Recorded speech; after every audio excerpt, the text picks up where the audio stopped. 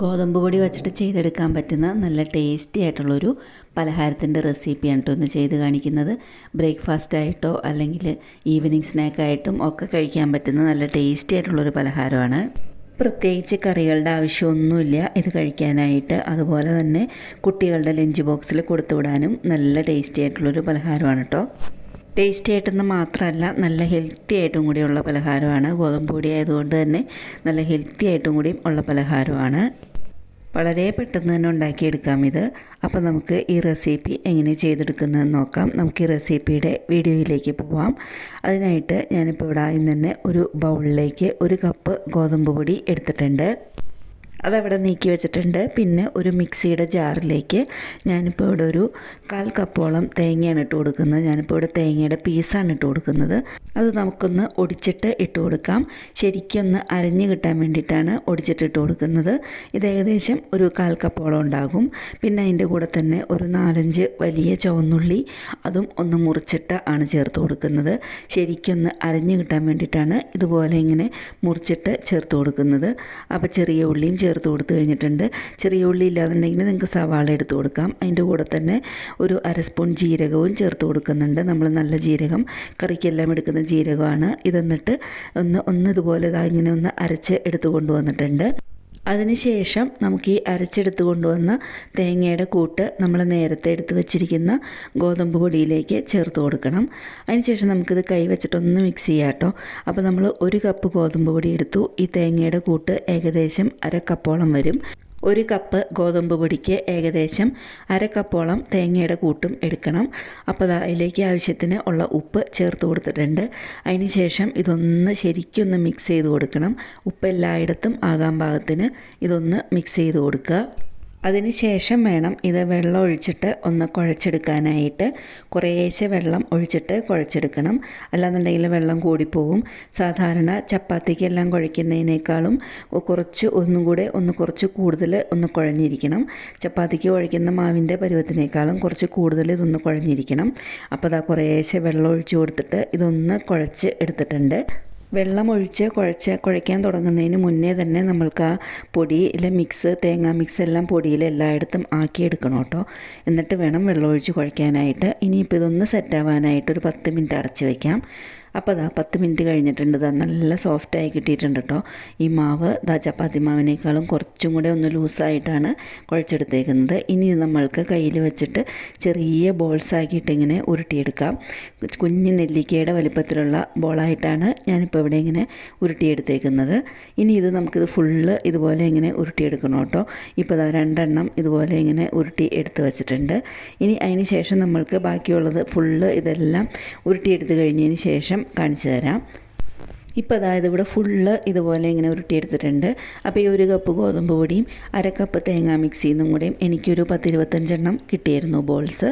ഇനിയിപ്പോൾ കുറച്ച് വെള്ളം തിളയ്ക്കാനായിട്ട് വച്ചിട്ടുണ്ടായിരുന്നു. ആ വെള്ളം നല്ലപോലെ തിളച്ച് തുടങ്ങുന്ന സമയത്ത് അതിലേക്ക് ഒരു നുള്ള് ഉപ്പ് ചേർത്ത് കൊടുക്കണം. അതുപോലെ തന്നെ അതിലേക്കൊരു 1/2 സ്പൂൺ വെളിച്ചെണ്ണയും കൂടെയും ചേർത്ത് കൊടുക്കണം കേട്ടോ. വെളിച്ചെണ്ണ ചേർത്ത് കൊടുക്കാൻ പ്രത്യേകം ശ്രദ്ധിക്കണം. അപ്പോൾ ഇത് ചേർത്ത് കൊടുത്തു കഴിഞ്ഞതിന് ശേഷം ഈ വെട്ടി തിളയ്ക്കുന്ന വെള്ളത്തിലേക്ക് നമുക്ക് ഈ ഓരോ ബോൾസ് ഇട്ട് കൊടുത്തിട്ട് ഒന്ന് വേവിച്ചെടുക്കണം. വെട്ടിത്തിളയ്ക്കുന്ന വെള്ളത്തിലേക്ക് ഇട്ട് കൊടുത്തു കഴിഞ്ഞതിന് ശേഷം അതൊന്ന് ഒരു 5-10 മിനിറ്റോളം ഇതുപോലെ ഇങ്ങനെ വെള്ളത്തിലിട്ട് കഴിഞ്ഞാൽ ശരിക്കും അത് വെന്ത് കിട്ടും. അപ്പോൾ അത് ശരിക്കൊന്ന് വെന്ത് കിട്ടാനായിട്ട് നമുക്കിതൊന്ന് മിക്സ് ചെയ്ത് കൊടുക്കുക. അതിന് ശേഷം ഇതൊന്ന് അടച്ച് വെച്ചിട്ട് ഒരു 10 മിനിറ്റോളം ഒന്ന് വേവിച്ചെടുക്കുക. ഇപ്പോൾ 10 മിനിറ്റോളം ആയിട്ടുണ്ട്. ഇത് ശരിക്ക് വെന്ത് കിട്ടിയിട്ടുണ്ട്. ഇപ്പോൾ ഈ ബോൾസ് ഓരോന്നും ശരിക്ക് വെന്ത് കിട്ടിയിട്ടുണ്ട് കേട്ടോ. വെള്ളവും കുറച്ച് കുറഞ്ഞിട്ടുണ്ട്. അപ്പോൾ ഇനി ഇതിൽ നിന്ന് നമുക്ക് ഈ ബോൾസ് ഓരോന്നായിട്ട് കോരി മാറ്റിയെടുക്കണം.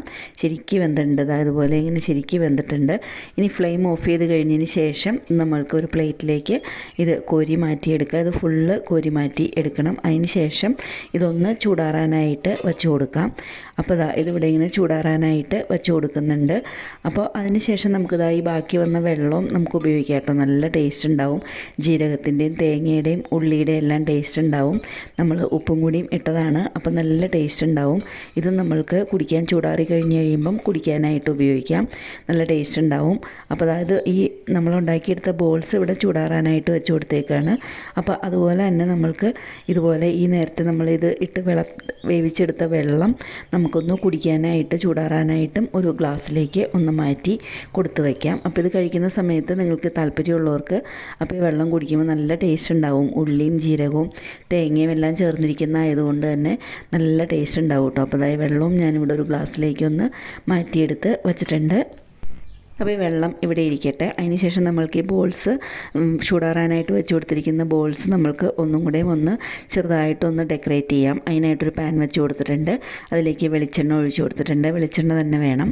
അപ്പോൾ വെളിച്ചെണ്ണ ചൂടായി കഴിഞ്ഞ് കഴിയുമ്പം കുറച്ച് കടുകിട്ട് കൊടുക്കുക. ഒരു സ്പൂൺ കടുകിട്ട് കൊടുത്തിട്ടുണ്ട്.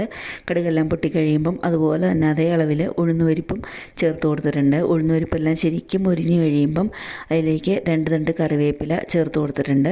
അതിനുശേഷം കറിവേപ്പിലയുടെ കൂടെ തന്നെ 3-4 ചുവന്ന മുളകും ചേർത്ത് കൊടുത്തിട്ടുണ്ട്.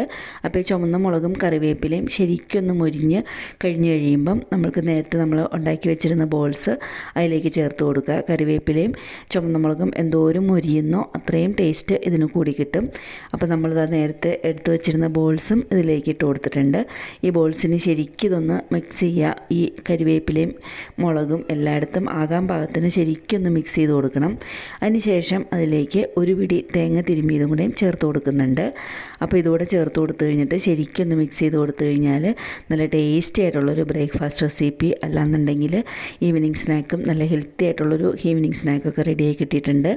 നല്ല ഹെൽത്തിയാണ്. ഇത് ഗോതമ്പ് പൊടി ആയതുകൊണ്ട് തന്നെ നല്ല ഹെൽത്തിയാണ് കേട്ടോ ഇത് കഴിക്കാനായിട്ട്. കുട്ടികൾക്കൊക്കെ ഒത്തിരി ഇഷ്ടപ്പെടും. അപ്പോൾ ഈ പലഹാരം ഇനി നമുക്ക് ഫ്ലെയിം ഓഫ് ചെയ്യാം. എന്നിട്ട് അതിന് ശേഷം ഇതൊന്ന് ഒരു സെർവിങ് പ്ലേറ്റിലേക്ക് ഒന്ന് മാറ്റി കൊടുക്കാം. അപ്പോൾ ഇത്രയേ ഉള്ളൂ കേട്ടോ ഇതിൻ്റെ റെസിപ്പി. നല്ല ഈസിയാണ്, അതുപോലെ തന്നെ നല്ല ടേസ്റ്റിയും ഹെൽത്തിയുമാണ്. ജീരകത്തിൻ്റെയും ആ തേങ്ങയുടെയും ഉള്ളിയുടെയും എല്ലാം ടേസ്റ്റും അതുപോലെ തന്നെ അത് കഴിക്കുമ്പം ഉഴുന്നുപരിപ്പ് കടിക്കുന്നതും എല്ലാം നല്ല ടേസ്റ്റിയാണ്. അപ്പോൾ നിങ്ങളൊരു തവണ ഇതുപോലെ ഒന്ന് ഉണ്ടാക്കി നോക്കൂട്ടോ. ഉണ്ടാക്കി നോക്കിയിട്ട് അഭിപ്രായങ്ങൾ അറിയിക്കുക. അതുപോലെ തന്നെ റെസിപ്പി ഇഷ്ടപ്പെട്ടാൽ ഫ്രണ്ട്സിനും റിലേറ്റീവ്സിനും ഒക്കെ ഇതൊന്ന് ഷെയർ ചെയ്ത് കൊടുക്കുക. എൻ്റെ റെസിപ്പി ആദ്യമായിട്ട് കാണുന്നവരുണ്ടെന്നുണ്ടെങ്കിൽ എൻ്റെ ചാനലൊന്ന് സബ്സ്ക്രൈബ് ചെയ്ത് സപ്പോർട്ട് ചെയ്യുക. അടുത്തുള്ള ബെല്ലൈക്കൺ പ്രസ് ചെയ്ത് ഓൾ എന്നുള്ള ഓപ്ഷൻ ക്ലിക്ക് ചെയ്താൽ ഞാനിതുപോലെ വീഡിയോസ് ഇടുമ്പം അപ്പോൾ തന്നെ നിങ്ങൾക്ക് അതിൻ്റെ നോട്ടിഫിക്കേഷൻ വരുന്നതായിരിക്കും. അപ്പോൾ എന്നും പറയുന്ന പോലെ ഈസി ആയിട്ടും ടേസ്റ്റി ആയിട്ടും ഹെൽത്തി ആയിട്ടുള്ള വേറൊരു റെസിപ്പിയായിട്ട് ഉടനെ കാണുന്നവരേക്കും താങ്ക് യു.